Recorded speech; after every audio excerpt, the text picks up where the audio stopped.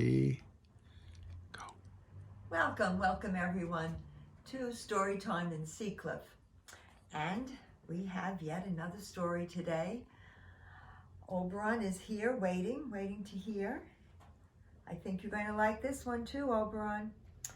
Well, I told you that this was going to be a hard one to figure out. This is the clue I gave yesterday. Probably a lot of stories about penguins, but this one is a particular favorite of mine, Lost and Found. It's by a favorite author too, Oliver Jeffers. I have other books we're going to be reading of his, but this is my number one Oliver Jeffers favorite. Okay, let's go. Let's get on with the story.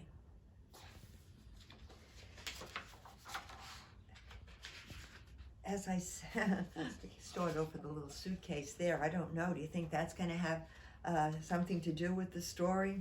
One wonders. All right, let's go. Oh, remember the warning I always give. There might be a sad part, but the ending will be very, very happy. So sure enough, once there was a boy who found a penguin at his front door. The boy didn't know where it had come from, but it began to follow him everywhere.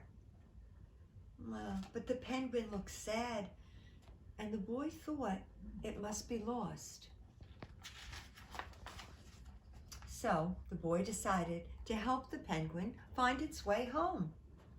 He checked in the Lost and Found office right there, but no one was missing a penguin. He went out to the park and he asked some birds if they knew where the penguin had come from. Oh, but they ignored him. Some birds are like that. The boy asked his duck, his rubber ducky, but the duck floated away. He didn't know either.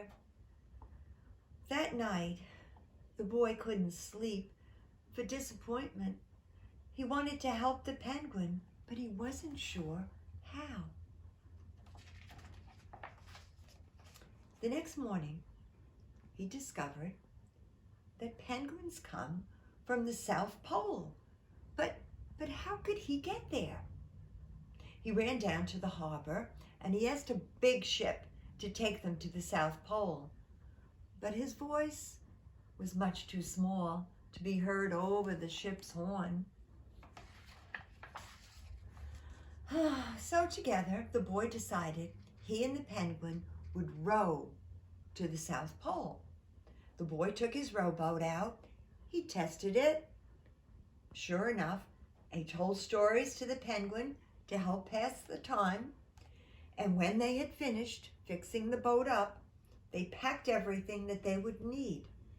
And they pushed the rowboat out to sea. This reminds me a lot of Seacliff Beach, doesn't it?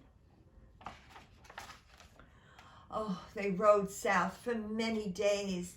Oh no, many days. And there, it's very hard to read. Let's see, because it's so dark. There were lots of times when the stories they told were so much fun. The penguin listened to every one of the stories. Look at the beautiful stars. Oh, so beautiful. But then there was a storm, and the waves were high, and they jostled the little boy and the rowboat and the penguin, but they held tight. They held tight to one another.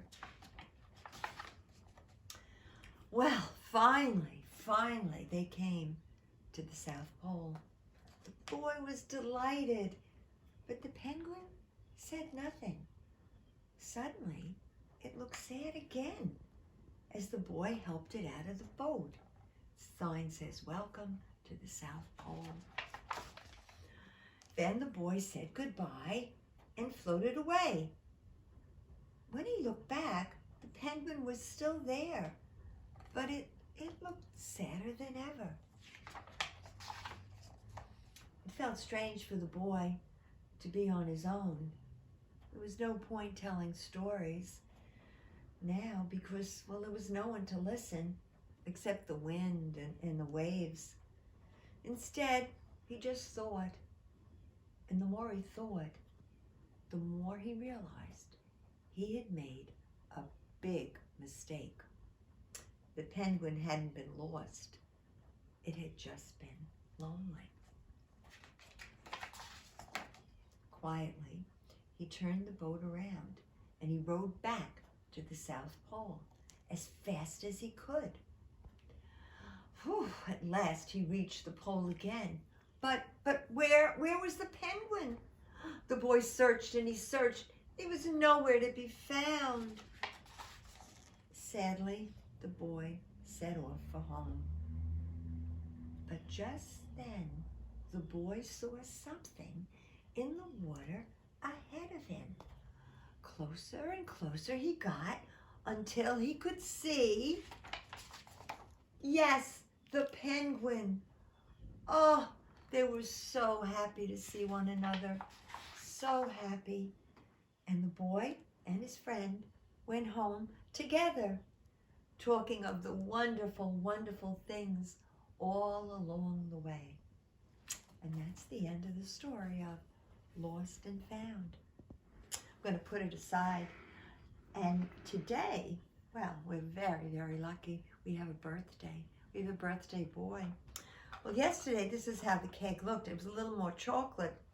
I'm going to not today. Not today, friends. Not today. Because yesterday, I heard from Delaney, I heard from Nicholas, and I heard from Emily and Lily that they all wanted vanilla. Oh no, Henry got in touch and he said chocolate. Molly said chocolate too. I don't know, it's not, I think it's a little more vanilla. I think it has to go to vanilla today. But I wonder what our birthday boy wants. Our birthday boy is Wesley. And we're going to sing happy birthday to Wesley today. Ready? Ready, Oberon, to sing? Let's go. Happy birthday to you. Happy birthday to you. Happy birthday, dear Wesley. Happy birthday to you. Very nice. Well, I'm going to put the cake aside and I'm going to give you the clue for tomorrow's story. Okay, this is the clue. Think about it. All right. Bye-bye for now, everybody. And Oberon says goodbye too. Thanks to our cameraman. All right, everybody. Love you all.